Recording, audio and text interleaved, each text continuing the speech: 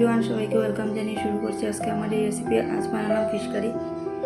তার জন্য নিয়ে নিলাম আমি মাছ। প্রথমে আমি নুন হলুদ দিয়ে মাছগুলো মেখে রেখেছি। এখন মাছগুলো ভেজে নেব। কড়াইতে দিয়ে দেবো তেল, দিয়ে দেবো মাছ, দিয়ে ডিপ ফ্রাই করে নেব।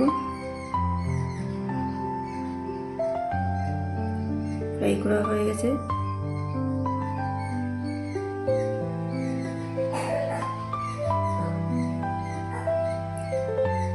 এখন মশলার জন্য তৈরি করব টমেটো, আদা, রসুন, পেঁয়াজ, লঙ্কা গুঁড়ো, ধনিয়া গুঁড়ো, জিরে গুঁড়ো দিয়ে এটাকে পেস্ট করে নেব।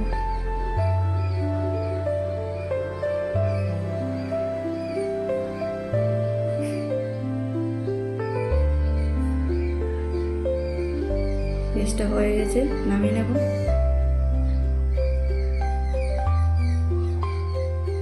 এখন কড়াই বসিয়ে নেব। কড়াইতে দিয়ে দেবো তেল। ফোড়নের জন্য আমি দিচ্ছি দারচিনি, এলাচ আর তেজপাতা দিয়ে মশলাগুলো দিয়ে কষিয়ে নেব ভালো করে।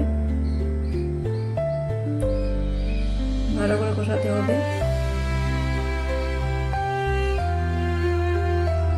তার মধ্যে দিয়ে দেবো হলুদ, পরিমাণ মতো লবণ,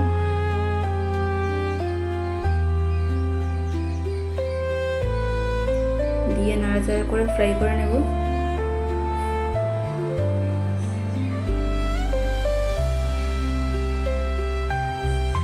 ফ্রাই হয়ে গেছে, দিয়ে দিলাম জল, দিয়ে মাছগুলো ঢেলে দেবো।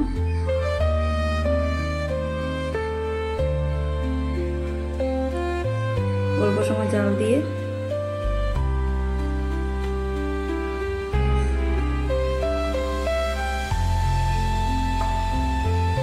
দিয়ে দিলাম, জাল দেওয়া হয়ে গেছে, দিয়ে দিলাম গরম মশলা গুঁড়ো,